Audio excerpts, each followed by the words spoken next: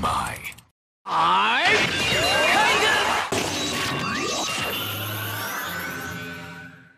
What is up, YouTube? This is Nanashi with a brand new deck profile video. This time I thought I'd show off the changes and updates to my Dinosaur deck. As all of you are probably well aware, Dinosaurs had one hit on the entire ban list, which I'm grateful for, but I am very unhappy at the card that they ended up hitting. Losing 2 of the 3 Miscellaneousaurus made this deck lose a lot of its power.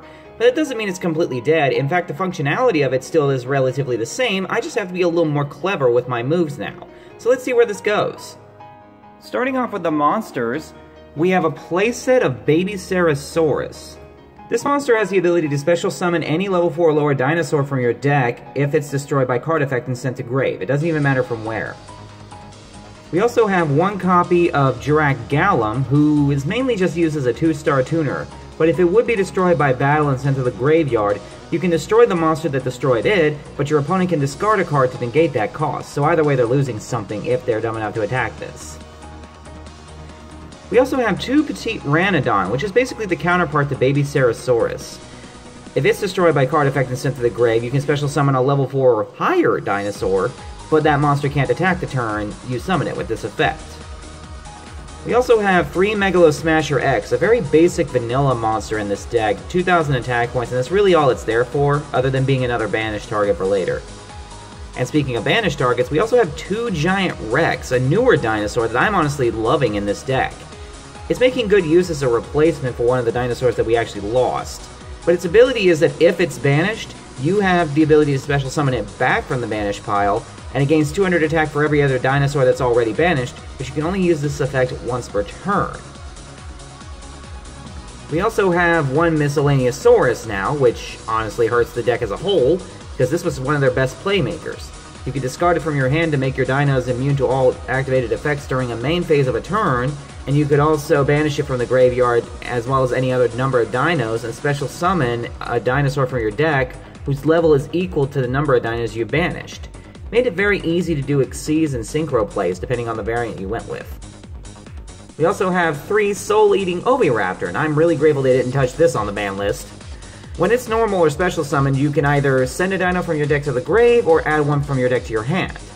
In addition, once per turn, you have the ability to target a dino on the field, destroy it, and then special summon a dino from your graveyard. Then we have Double Tyranno Infinity, one of the most powerful 4-stars in this deck. It gains 1,000 attack for every banished dinosaur, and there are ways to banish them in this deck, one of which is for the summoning of Ultimate Conductor Tyranno. Requires you to banish 2 dinos out of your graveyard to special summon it, but it can attack all defenses. If it attacks a defense position monster, it sends it straight to the grave and deals 1,000 in damage. And you can destroy a monster you control or in your hand, doesn't even have to be a dino, which is weird, and set all your opponent's monsters face down. So it just activates its effect and sets itself up for your battle phase. Moving into the spell lineup, we have a pair of Burial from a Different Dimension, letting me add up to 3 banished monsters back to the graveyard, which is very useful considering Miscellaneousaurus is at 1 and, well, I need it in the graveyard as often as possible. We also have 1 Dark Hole now because it went from 2 to 1 on the ban list, but I did find a suitable replacement to make up the difference. Triple Fossil Dig, which is still probably their arguably best dino searcher, second to Oviraptor, letting you add any level 6 or lower dino from your deck to your hand, which is such a weird number, in my opinion. Also 3 Lost World. All monsters except dinos lose 500 attack. If you summon a dino, your opponent gets a token. Your opponent can only target the token with effects that would apply to monsters. And if a normal monster or monsters would be destroyed, you can destroy dinos in your deck to intercept their destruction, which is where the Baby Ceratosaurus and Petite Ranodons actually go into play.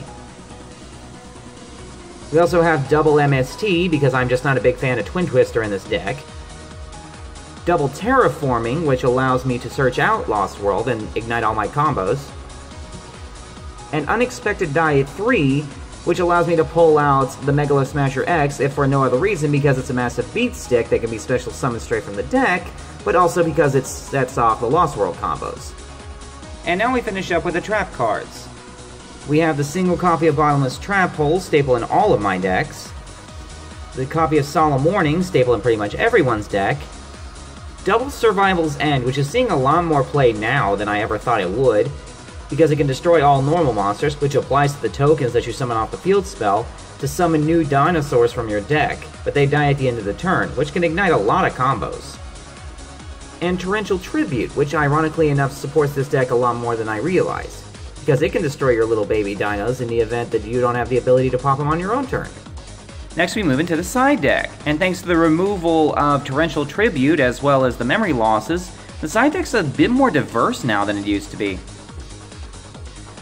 We have the additional copy of Jurrac Gallum, 2 Evil Swarm Salamandra, which realistically is just a setup card for the Giant Rex, because you can banish a monster from your graveyard and give him 300 attack points until the end of your opponent's turn, and you can do that up to twice per turn. As well as the 3rd Giant Rex, we also have the 3rd Tyranno Infinity, a Brain Control, although I am debating on putting it up to 2, because now that it's at 2, it's become a decent counter against cards like Kaiju and Monarchs and such, but I might just remove it entirely. I'm still on the fence about the use of this card in general now.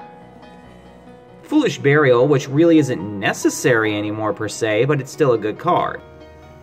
We also have 3rd MST, a playset of Pot of Acquisitiveness. I was going back and forth between this card and Burial from a Different Dimension for a while, but it seems like Burial is just a better card in this particular deck because I need those dinos in the graveyard as often as possible rather than in the main deck like, say, in my Gem Knights. Compulsory, Double Fiendish Chain, and Mirror Force. And finally we finish up with the extra deck. First up is a pair of Jurrac Meteor. I love using this card in this deck because it has so much destructive capabilities, requiring a Jurrac tuner and 2 or more non-tuner dinos, which is easy to do for this deck for the most part. And when it's summoned, you destroy all cards on the field. Then you can special summon a tuner from your grave, which will obviously be the little 2-star Jurrac tuner. Then we have the triple Evolzar Dolka, requiring 2 level 4 dinos, and during either player's turn, you can detach to negate a monster effect it activated and destroy that monster. Now, Evolzar Logia, though, sees a bit more use than Evolzar Dolka, even though their requirements are the same. In addition to it having 100 attack points more, it also handles everything that Dolka cannot, because you can double detach to negate a monster summon, normal or special, as well as a spell or trap card. And that is the deck. Honestly, I hate the fact that this deck was hit on the ban list, mainly because it really didn't deserve to be hit. Yeah, Miscellaneousaurus was a power card, I'll agree to that, but the only reason it was really hit was because it was being abused by that Agunimazu True King monster in the True King Dino Mix deck. Hopefully Konami will take it off the ban list and put it back to 2 or maybe even 3 if they would be so kind. But in the meantime, I'm going to try and make this deck work as best I can until I can't make it work anymore. I hope you guys like the deck profile, and if you can think of any ways that I can improve this Dino deck any further than I have, feel free to let me know. But in the meantime, this has been Nanashi, signing out. What's the next stage? What's the next stage?